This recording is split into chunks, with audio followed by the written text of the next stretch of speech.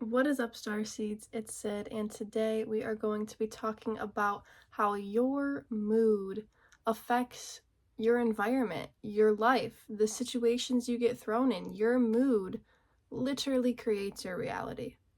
So when you are in a bad mood, you're going to interpret everything that's happening to you as negative, and therefore you will have more negative experiences because that is the reality that you are choosing when you allow yourself to have these negative emotions.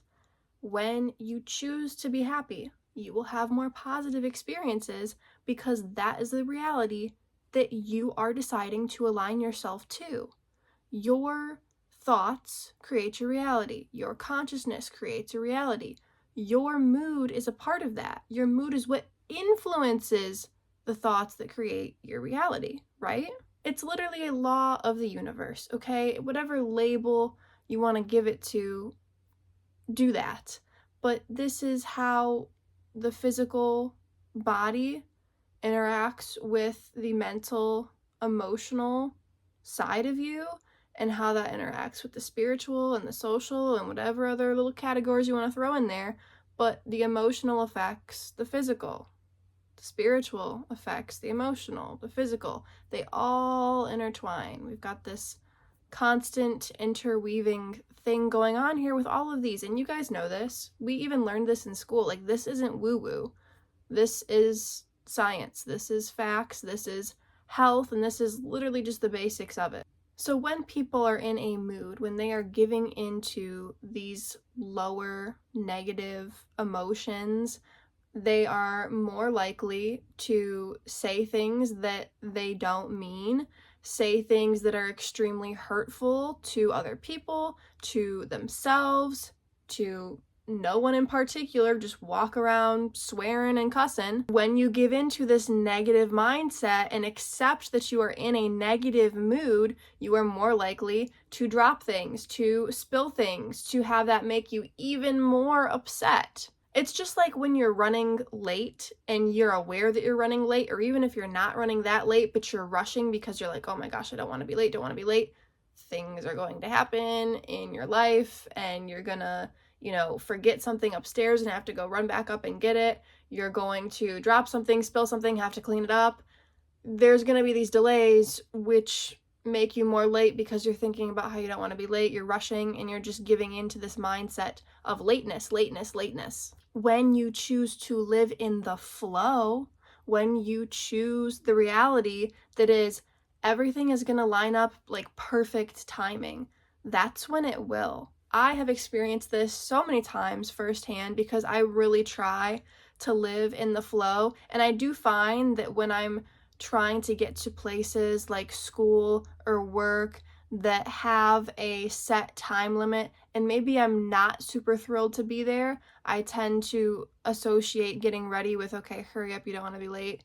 But when I go to things that even if they do have a time that I'm supposed to be there, but they're more fun, like I'm meeting my dad for dinner or something like that, I choose to go with the flow and embody the fact that even though he said 5:30, I just feel like I have time to fold this laundry real quick and that it will be perfect timing. And then it is, and that's perfect timing, and you align with the person that you're meeting up with. I've had this happen with multiple different people, not just my dad, but we'll say we're gonna go somewhere, we either have a set time or a time in mind, or sometimes we don't, but I go with the flow and it is perfect timing every time, unless I have these thoughts otherwise of being maybe in a bad mood, maybe being a little irritated with that person. Then I'm stuck waiting for them or something, and the timing doesn't line up great. That's just one of the many expressions of this basic concept of your mood affecting your reality. When you're in a bad mood, bad things happen. When you're in a good mood, good things happen. Even if bad things happen when you're in a good mood, you still can transform that into a positive experience. Just like how if you're in a bad mood and good things happen, you still see it as negative. It doesn't matter because you've decided to be grumpy and in a bad mood. It's kind of like that book Grumpy Monkey. All of his friends are asking him if he wants to do this or do that, and he's like, no, I've decided I'm gonna be grumpy today, until he finally gives in and stops being grumpy because he realizes it's freaking stupid. That's honestly my favorite thing about being in a good mood, is how these inconveniences can't inconvenience you because you have decided to be blissed out and to be in a good mood. And it's so beautiful. It's the best thing. 10 out of 10, recommend. Just put a smile on your face and decide to be in a good mood. If you shut the fridge door and the sweet and sour sauce that you had sitting on the top shelf splatters everywhere, you can decide to let that trip you up and make you in a bad mood, or you can decide to just clean it up and laugh about it and then go on with your day. And it's not that big of a deal. How long is that really going to take you to clean up? Like a minute and a half? It's not that big of an issue. I don't know if you guys can relate to this too or not, but sometimes I use these times in life where I spill sweet and sour sauce all over my fridge and my kitchen floor or other things like that. And that kind of propels me into a good mood because it's one of those things that makes you think, and you're like, wow, that just happened. I can't believe that just happened, but okay, how are we going to deal with this? I'm going to do it in a good mood, you know? It makes you stop and think.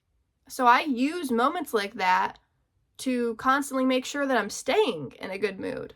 And then, of course, when you see something beautiful, when you see somebody on the street smile at you or something like that, or somebody holds the door open for you or you hold the door open for somebody else, that just increases your mood, makes you happy. But even if you try to smile at somebody and they don't smile at you back, you can still use that as like a propeller to make you want to be in a good mood even more. You know, that can be used as inspiration. If you are choosing to be a victim and remain in that victim-like mindset, then you will continue to have victim-like experiences and be stuck in this negative bubble and negative aura that you've put on yourself. If you want to take any thing that's happened to you in your life and use that for the good to progress yourself and move forward and have that determination mindset and the drive to keep going, then you will progress and get out of that funk. So I just wanted to make this quick little video, little reminder for y'all that the physical is connected with the emotional and your mood dictates your reality. So choose whatever you would like. Peace out.